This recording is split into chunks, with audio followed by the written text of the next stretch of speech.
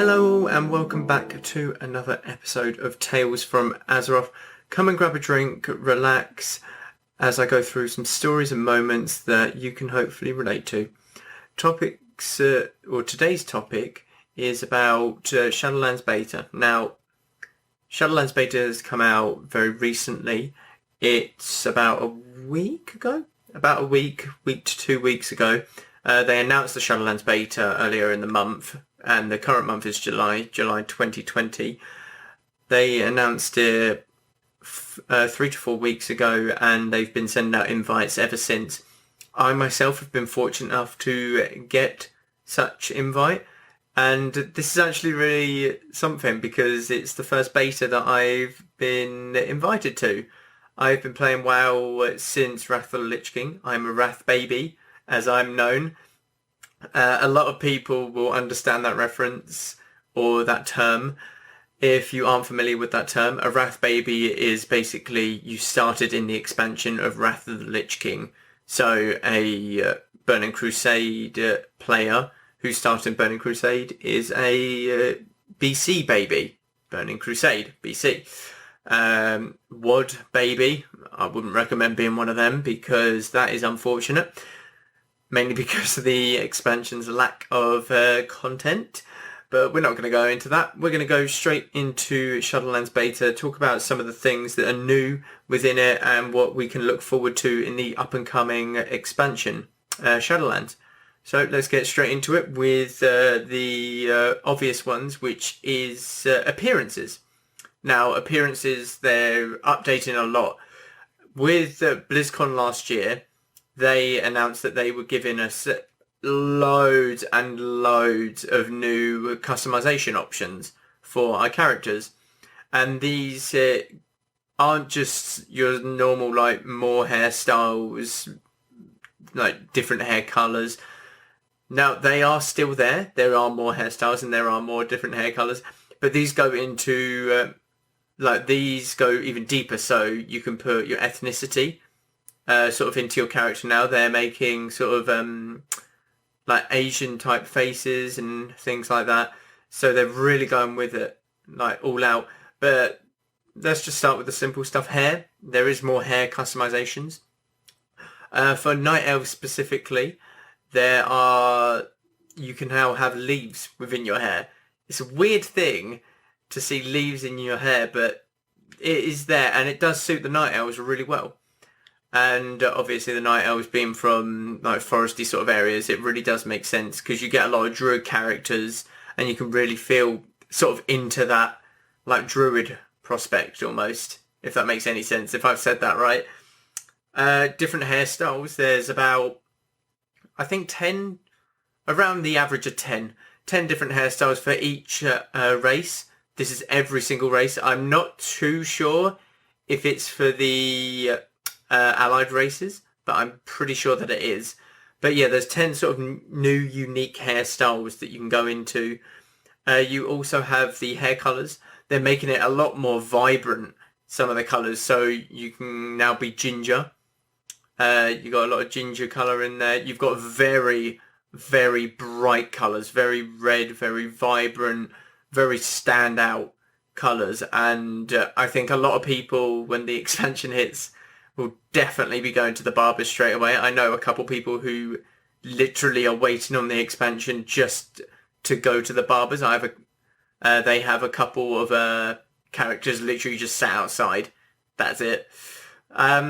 You also have tattoo options that they're adding. So tattoos could be in the forms of body paint. Well, it's not tattoos, sorry. It's not tattoos. It is kind of body paint. I kind of class them in the same aspect because, I don't know, they're completely different things, but I don't know why I've classed them in the same area. But you have body paint that you can basically wear on your face, on your entire body. You can do a whole absolute, like, you have a load of customization options to choose from when Shadowlands comes out. Basically, you have, you even like go down into tail length.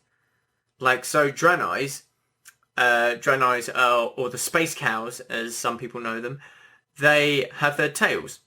Yeah, normal thing. I'm not too sure if it's the same for Torrent. I would imagine so. But you have, you can customize the tail length. You can have short. You can have short and, is it braided? Or short and jeweled or something. But it basically covers the tail in like a little jewelry. Covers it in a little piece of jewelry.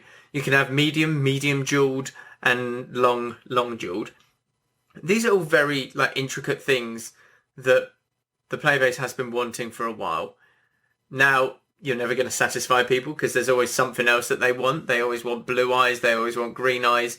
They are in the game, by the way. I believe the blue eyes are. I'm not too sure. Don't quote me on that, because some people want high elves, and high elves have blue eyes, and it gets a bit...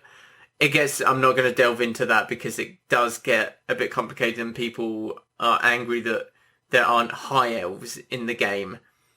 And it's a bit of a hit and miss subject, like lore-wise, so I'm going to try and stay away from that because I don't know it fully as well. But in beta, in the Shadowlands Beta, you're going to see a few things that aren't quite complete. So I've obviously been playing around on the Shadowlands Beta. I've been making my characters.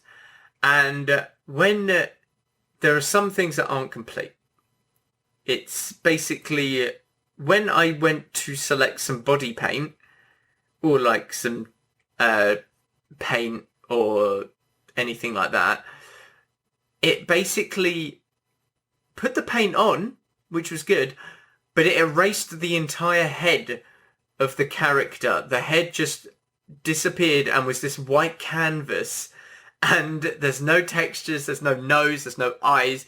It's just this white canvas. So you got this floating white cut out of a head with this amazing like body of a demon hunter or something, and it looks absolutely ridiculous. I haven't tried making one since because there was an update for the Shadowlands Beta today, in fact, but I would hope that they're fixing it. Again, it is still a beta, it's still work in progress. They said that it would be released at end of fall, I believe it was. And end of fall is 24th of December. Is the cut-off point for that?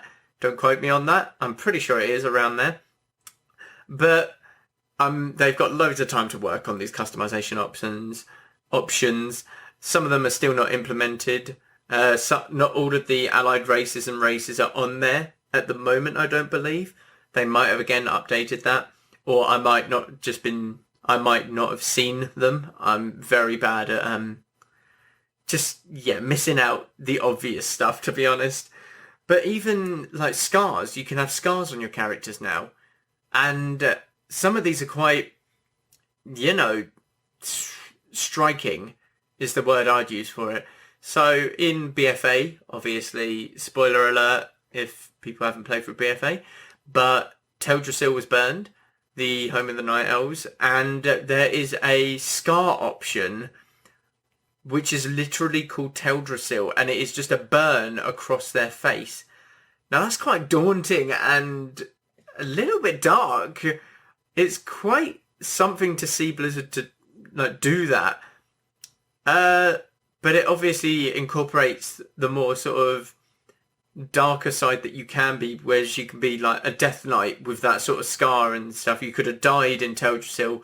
People who roleplay within the game can make backstories of the scars and stuff like that. So it's really cool that they can incorporate that within, like, not just it's a customization option, it can also be used in like roleplay situations as well.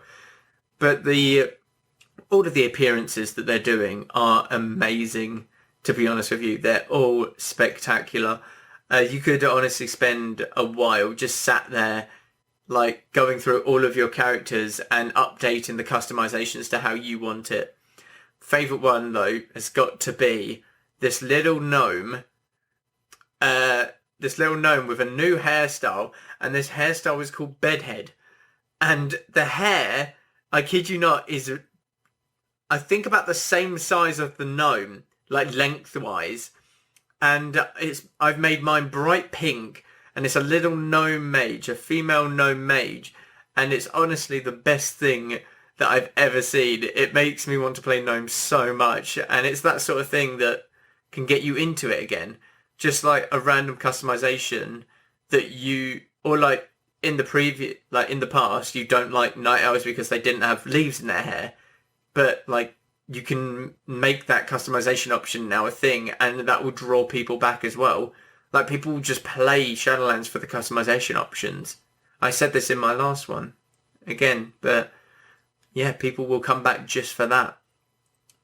But it even goes into like skin color as well. You can go from any shade of your skin color. So you can have white, tanned, darker skin tones. Like, it can go into so many things, and they're really putting a lot of effort into just the customization options alone, which is amazing. And I can't wait to, fiddle about with all of the little things when the game actually launches in the back end of the year. But I want to get into the main sort of point of this video, which is the dungeons on the beta. Now, I've played through several of these dungeons. There's a couple that I haven't, and I've got a list of them here, actually, because I can't remember their names to save my life. But the ones that I haven't done are the other side, as it's called on the beta as of now. Plaguefall I technically haven't done, but I have seen it been played, so I'm going to list that as I haven't done it. Spies of Ascension I have not done as well. And Theatre of Pain, the edgiest one of them all, the Theatre of Pain. But basically, all of these dungeons I want to try out on different classes. So I've played a Druid and a Mage on the beta. Now, the Druid I really am enjoying because they brought back the Eclipse system from Cataclysm. I believe it was Cataclysm. Yeah, it was. They've kind of kept it throughout the expansions in a way, but it's basically if you use... So you have two different types of abilities with Druids, and this is for balanced Druids. You have Solar and Lunar Eclipse. Now, if you cast two Wraths, or Solar Wraths, as they're known, you will get a proc, which increases the damage of your Lunar Strike, and it reduces the cast time of it. And it's vice versa as well. So you get that proc for 12 seconds, and then you've got to use two Lunar Strikes to empower your Solar Wrath, but you can't do it like back to back, so you can't do Solar Wrath, and then you get your Lunar Empowerment, and then you can't do two Solar Wraths again and get Lunar Empowerment again. You've got to do Lunar Empowerment, Solar Empowerment, Lunar Empowerment, etc. And I find that quite nice to sort of work into a rotation. It's not just constant Solar Wrath, and then just spam Lunar Strikes, Solar Wrath, that sort of stuff. So it gives it a bit of fluidity, the like class and everything. But I did most of these dungeons on my Druid, and it was really fun, really enjoyable dungeons. There's a couple that are just sort of, your normal standard dungeon, very trash heavy. The boss mechanics are somewhat alright. There was one that stands out where if you get a ghost on you, you have to run it into an orb, and you only have 4 orbs around the room. So if you run out of orbs, this thing floating towards you pulsates AoE damage, and if you don't have an orb, you can't kill it. So basically, it's like a pseudo enrage. So you've got to kill the boss before all of these orbs are gone, and you get overwhelmed by the damage that this thing's pulsating out, which is really cool. The pseudo enrages are really cool within World of Warcraft because it gives that certain sense of urgency within a fight. There's one that I want to talk about really in depth though, and it's called Miss of Tierna Scythe. I think I pronounced that right. Don't quote me on it though. Tierna Scythe. It is Scythe. No, I know it's Scythe. But Tierna, I think it is. Turner? It's not Turner. Yeah, Tierna Scythe. But basically, this is a Night Fae dungeon. And the Night Fae are one of the covenants. They are the Druidy covenant, we'll say. Which is about wildlife, protecting wildlife and everything like that of that nature. But basically, you're dropped into this lovely looking zone, by the way, this lovely looking instance, all the blue hues and the like purple, and the backdrop is just amazing because within the Night Fae land, which is called it's just Night Fae, isn't it? Venthyr, Revendreth, Ardenweald. There we go. Got it. Ardenweald. I literally just thought it was called Night Fae for some reason. I don't know about that. But Ardenweald has a massive tree within the middle of the zone. And this tree is huge. Like, you can see it from entering the zone at the very first, or since, yeah, my words. You can see it at the start of the zone as you enter the zone. Like, to start questing there. And as you're going through the zone, you're progressing towards this big tree, and then you branch out from it like a root, which is really nice. But even in the dungeon, you can see the tree in the backdrop.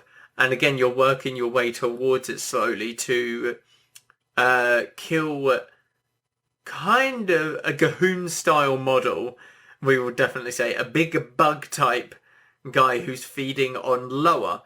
And the Loa are troll gods almost, in a sense, that each have their own different powers. So there's a god of death or a lower of death, and this one is feeding on the lower of knowledge.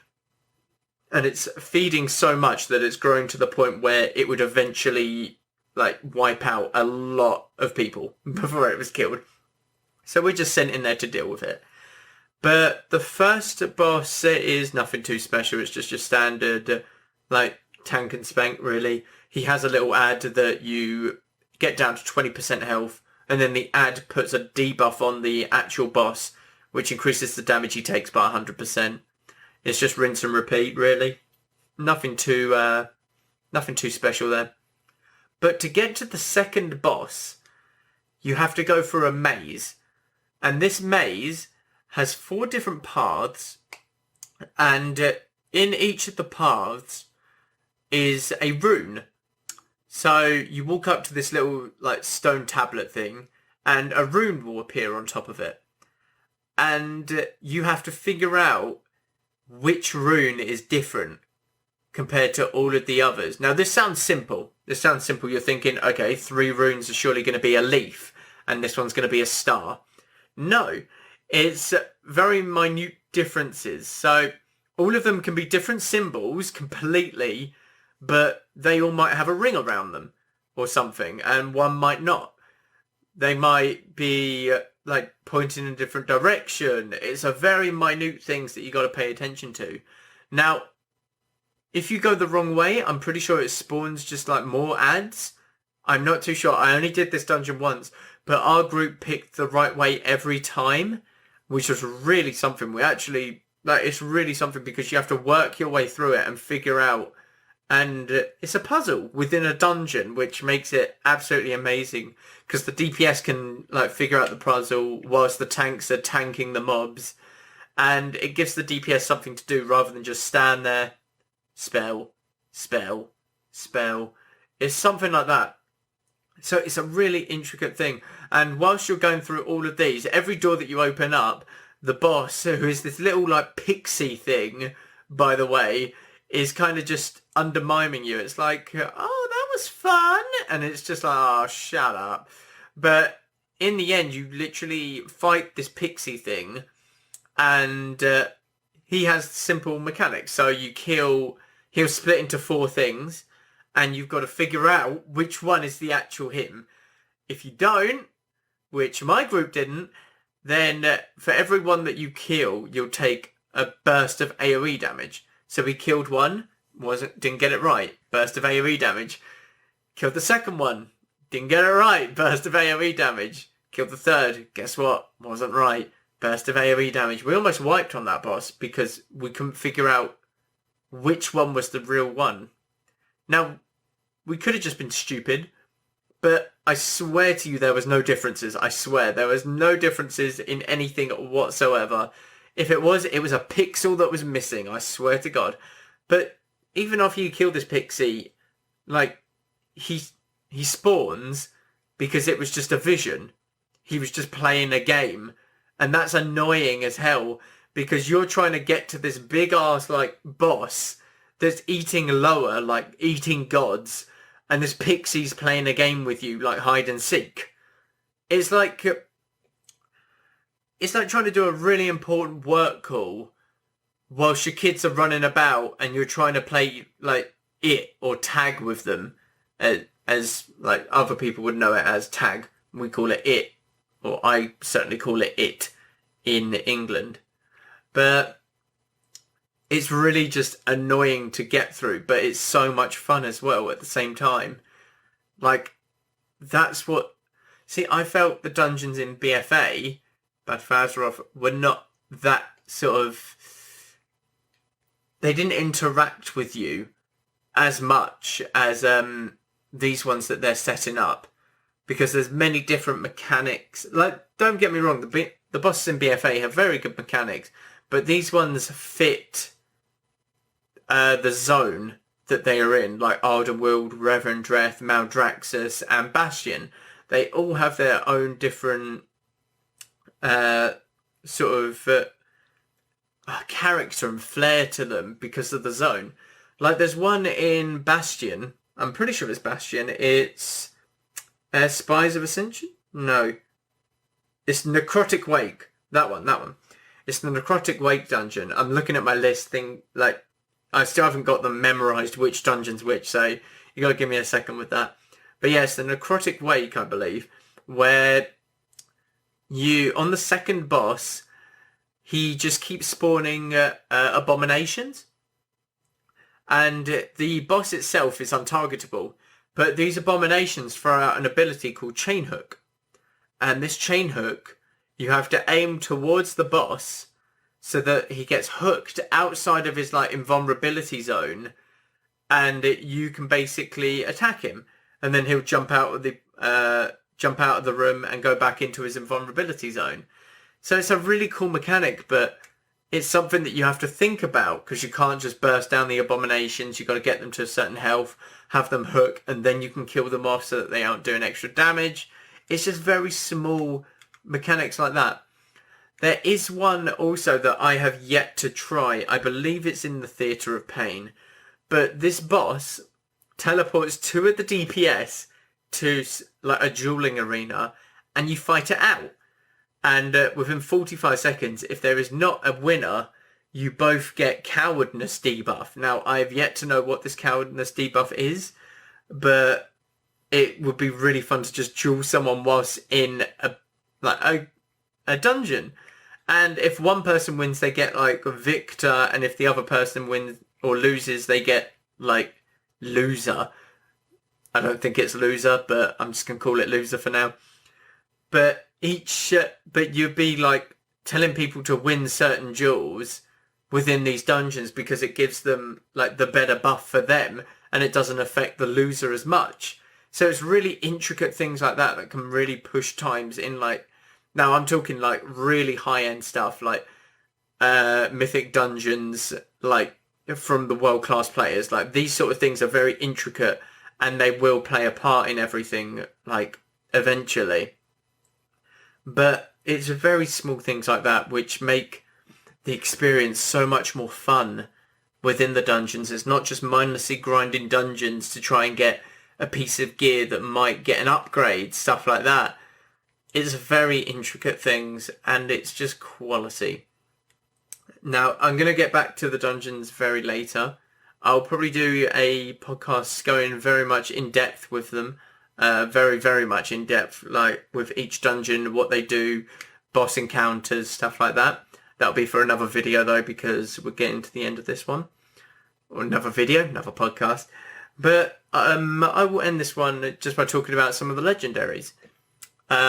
This is a topic that is very much endgame of Shadow Legends. Christ.